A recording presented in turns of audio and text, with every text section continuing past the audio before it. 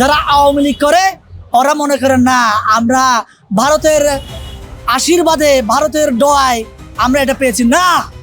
30 লক্ষ মানুষ শহীদ হয়েছে ভাই, আমরা যুদ্ধ করেছি।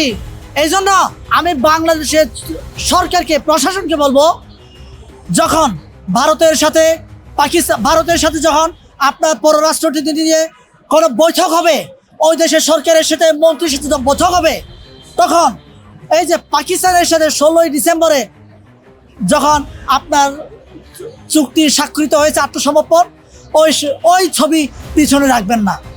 ওই ছবি রেখে কি প্রমাণ করতে চায়? এটাই প্রমাণ করতে চায় যে না, আমাদের সাথে পাকিস্তানের যুদ্ধ হয়েছে, তোমাদের সাথে। আমরা কোন ছবি রাখবো? ওই ছবি রাখবো আমার বাংলাদেশের মুক্তিযোদ্ধারা যুদ্ধ করে মারা গেছে, অস্ত্র নিয়ে টাক করেছে পাকিস্তানের দিকে, এরকম ছবিগুলো আমরা পিছনে রাখতে পারি।